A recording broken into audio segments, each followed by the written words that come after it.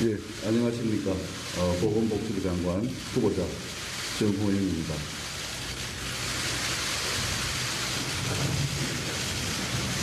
먼저 보건복지부 장관 후보자로서 앞으로의 비전과 정책 구상을 설명드리기도 전에 국민 여러분께 큰 심려를 끼쳐드리게 되어 몹시 안타깝고 송구스러운 마음입니다.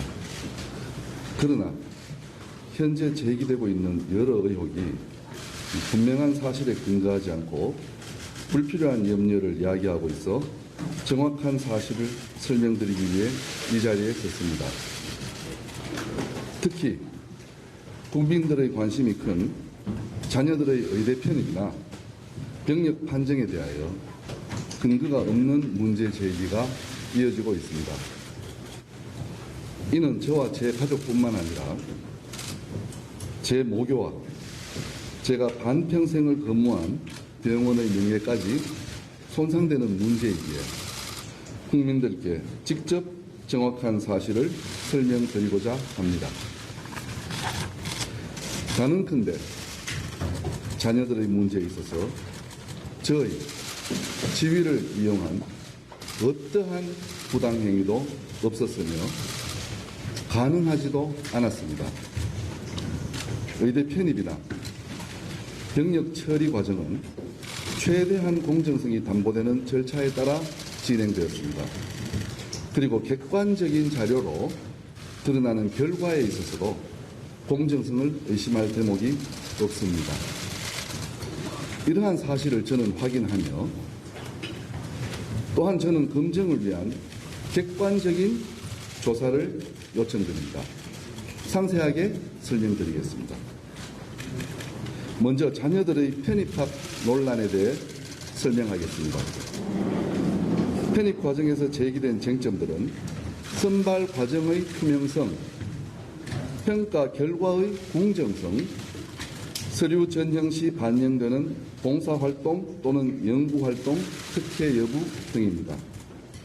첫째, 학사 편입 선발 과정은 투명하게 이루어졌습니다.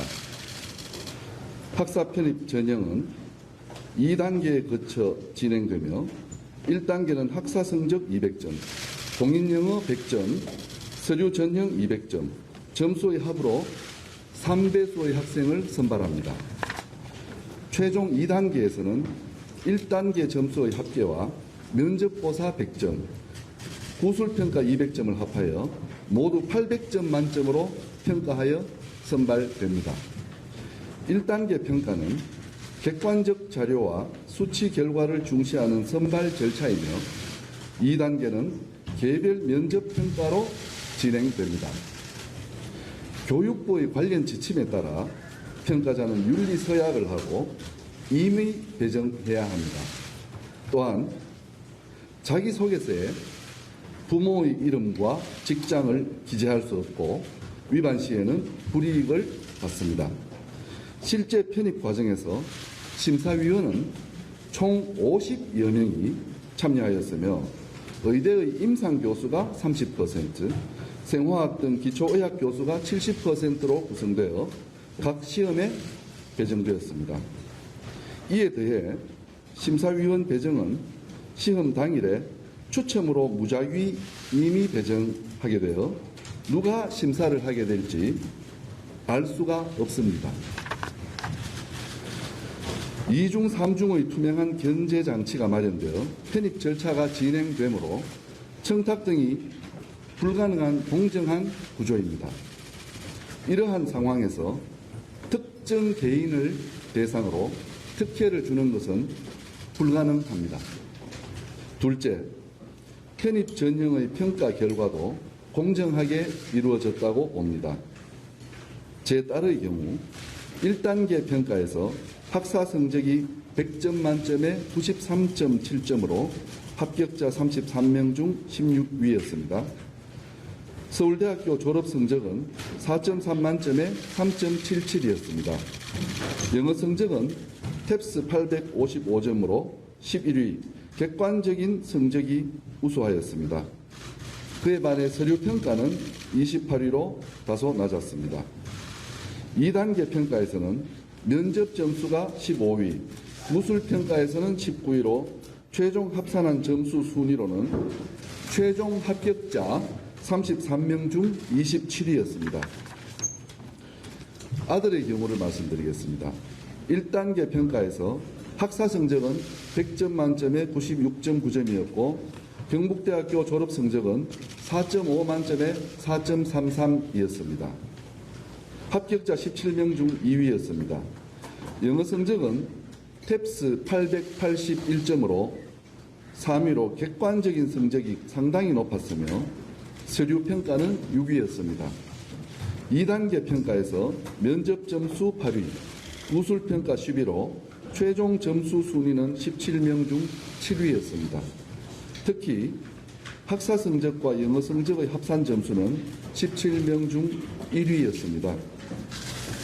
두 자녀 모두 주관성이 개입되는 면접과 서류 평가의 점수가 기계적으로 산출되는 학사 영어 성적보다 낮은 점을 미루어 볼 때 편입 과정에서 특혜가 있었다고 보기는 어렵습니다.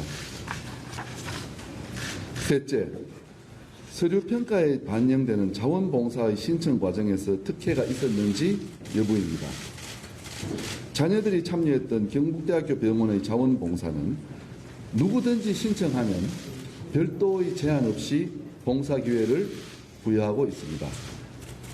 따라서 자원봉사를 신청하기 위해 별도의 부탁이나 청탁을 할 필요성 자체가 없습니다.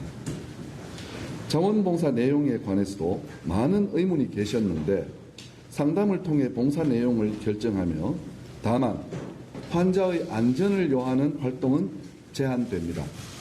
주로 환자의 이동 시 보조적 역할, 환자의 휠체어를 잡아주거나 길 안내, 물품 전달 등의 활동입니다. 환자 침대의 이송과 같은 힘든 일을 했다며 이것이 가능한지 의심하는 언론 보도가 있었으나 이는 실제로는 별도의 병원 이송팀이 담당하는 것으로 자원봉사와는 상관이 없습니다. 넷째, 논문 실적과 관련하여 연구 참여에 특혜가 있었는지 여부입니다. 아들이 대학생 때 KCI 논문 2편에 공동 저자로 이름을 올렸는데 유일한 학부생이며 2편 모두 한 달 만에 학술지에 등재되었다는 의혹입니다. 우선 이 논문 2편은 제가 속한 의과대학이 아닌 아들이 재학했던 공과대학의 전공 관련 논문입니다. 아들이 논문 작성에 참여하게 된 계기는 지도 교수님과 진로 상담을 하던 중 유 헬스케어 분야에 평소 관심이 많아 논문 작성에 참여하고 싶다고 말했던 것이었습니다.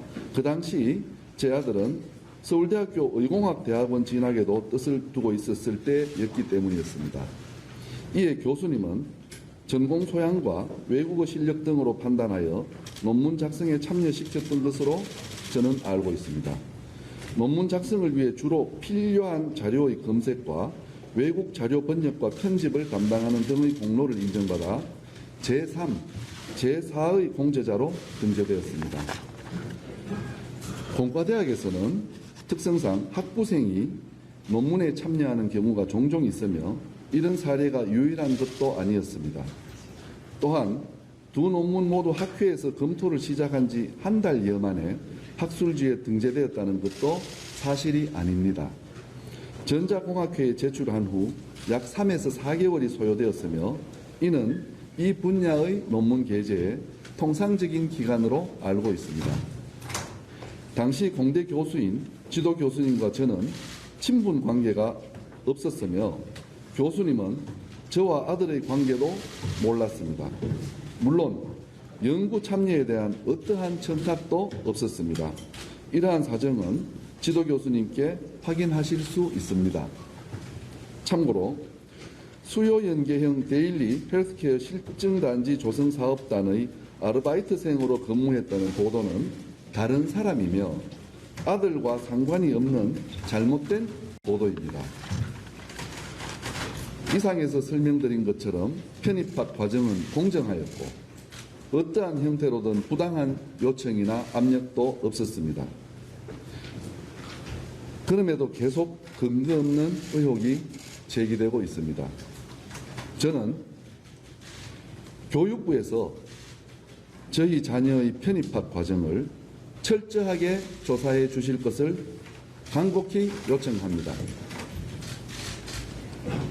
이는 비단 저와 제 자녀들의 문제만이 아니라 제가 속한 경북대학교와 경북대학교 병원의 명예회복을 위한 요청이기도 합니다.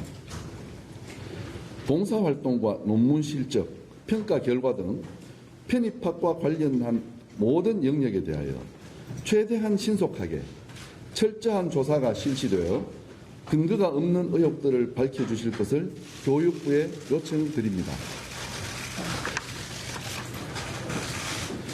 다음은 아들의 병력 판정에 대해 설명하겠습니다. 아들이 19살인 2010년 11월에 첫 신체 검사에서 2급 현역 판정을 받았습니다. 이때는 재수 중이어서 입영 연기를 당연히 신청하였습니다. 대학 재학 중이었던 2013년에 왼쪽 다리가 몹시 불편해서 경북대학교 병원에서 MRI를 촬영해 보니 척추 협착증 소견이 나왔습니다. 이후 병력법에 따라 2015년 10월에 재병력 판정검사 통보서가 왔습니다. 병무용 진단서를 발급받기 위해서 병무청 지정병원이자 모교병원인 경북대학교 병원에서 다시 MRI를 촬영하였습니다. 경북대학교 병원에서 발급받은 척추질환 진단서를 가지고 신체 검사장으로 갔으나 병력 판정 검사 의사가 정확한 판정을 위해 현장에서 다시 CT 촬영을 하였습니다. 판정 의사는 그 결과를 직접 확인하고 4급으로 판정하였습니다. 경북대학교 병원의 2번의 MRI 검사와 병무청의 CT 검사를 거쳤고 서로 다른 3명의 의사가 진단을 한 것입니다. 이렇게 4급 보충력 판정 과정에서 어떠한 특혜도 없었으며 엄격한 절차에 따라 공정하게 이루어진 것입니다. 아들은 4급 보충력 판정에 따라 사회복무요원으로 22개월간 성실하게 복무를 하였습니다. 이러한 분명한 사실들에도 불구하고 제 아들의 병력 의혹은 어떠한 실질적인 근거도 없이 계속 확산되고 있습니다. 서로 다른 의사들의 2번의 진단 결과와 병무청의 이중 체크 과정이 무시되고 있으며 경북대학교 병원이라는 국립대학 병원의 시스템도 함께 의심받고 있습니다. 이에 저는 국회에서 의료기관을 지정해 주시면 그 의료기관에서 제 아들로 하여금 검사와 진단을 다시 받도록 하겠습니다. 이렇게 해서 제 아들이 진정 척추질환이 있는지 당시의 4급 판정이 적절했던 것인지 검증을 받겠습니다. 자녀들에 대한 문제 외에도 많은 부분들에서 사실과 다른 논란이 제기되고 있습니다. 저의 새마을 금고 이사장직은 30만 원의 수당을 받는 병원의 명예직이며 해당 이사장직 급여에 대한 과장된 보도는 사실과 다릅니다. 병원장의 위문 출장은 북미주 동창회 위문 출장을 말씀드리겠습니다. 수십 년간 대학에 기여한 해외의 선배님들을 위해서 계속 이어져 오던 것으로 병원장으로서는 반드시 가야 하는 출장이었습니다. 좀 더 정확한 사실관계에 근거하여 합리적인 검증을 받을 수 있기를 제발 소망합니다. 저는 지난 40년간 비수도권 지역의 의료 현장에서 의료 전문가로서 역할을 수행했습니다. 최대한 부끄럽지 않게 성실하게 살기 위해서 부단히 노력하였다고 생각합니다. 보건복지부 장관직의 제안을 받았을 때 저는 이러한 경험과 전문성을 살려서 국민들께 봉사할 수 있는 좋은 기회라고 생각했습니다. 코로나19에 대응한 그간의 제 경험을 바탕으로 국민들께서 염원하는 일상회복을 이루어내고 혹시라도 발생할 수 있는 재유행에 대비하여 방역과 의료체계를 혁신하는 희망을 가지고 있습니다. 지역별로 차이가 큰 의료 격차를 해소하고 지역사회에서 보건과 복지가 융화되는 그리고 또 융합되는 생활 밀착형의 보건복지 서비스를 고민하고 있습니다. 앞으로 있을 인사청문회에서도 다시 한번 제기된 모든 의혹에 대해 보다 자세히 해명하겠습니다. 무엇보다도 중요한 보건복지 분야의 정책적 구상도 소상히 설명드리겠습니다. 항상 겸손한 자세로 여러 전문가들의 의견을 귀담아 듣고 국민들을 위한 정책을 고민하겠습니다. 다시 한번 이런 불미스러운 일로 설명을 드리게 된 점을 송구스럽게 생각하며 모든 분들의 가정에 행복과 건강이 만연하기를 기원합니다. 감사합니다. 예.